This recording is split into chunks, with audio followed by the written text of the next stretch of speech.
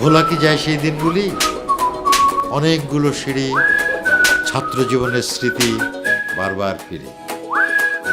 চলুন একটু স্মৃতি রোমন্থন করি। তোর চুল আমি অর্ধেক কাট করে আসতে মকবুল স্যারের টিনের চালে প্রিন্সিপালের ডাব তরাই চুরি করছিস।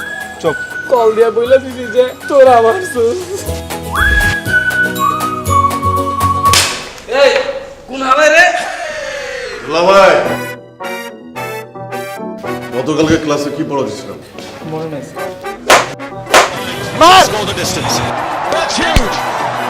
তুই বলে মকবুল স্যারের মাথায় বল মারছো? মকবুল স্যারের চামচামি করতে করতে বড় হইছ। টাচ করে দে। তুই তো করে কথা বস কোন সাহসে? তুই আর আপনি করে কো। খান আপনি।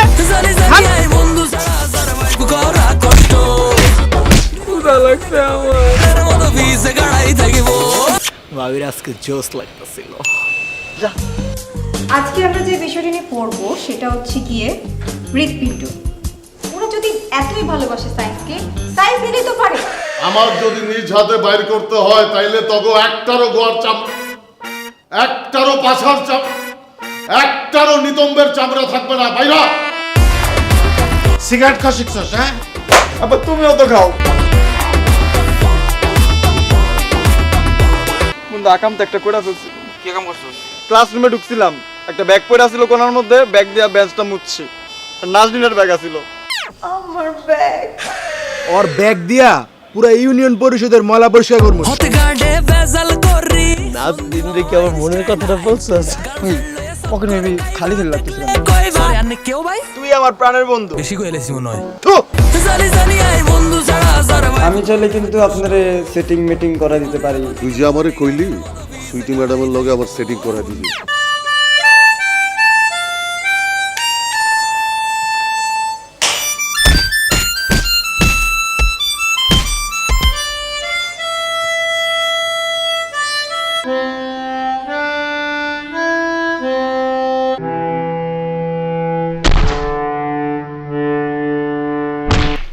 সরি। আমার ক্লান্ত বিকেল, বুকে হাওয়া লাগিয়ে হাঁটা কতটা পথ হেঁটেছি গন্তব্যহীন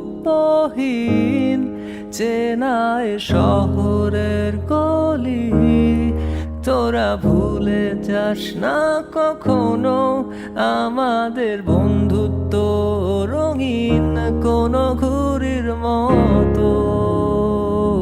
আপনার ছেলেকে মানুষ করতে হবে, ও মানুষ হইতেছে না। লেখাপড়ার প্রতি তোর কোনো শ্রদ্ধা ভালোবাসা নাই। আমি পিতা হিসেবে ব্যর্থ।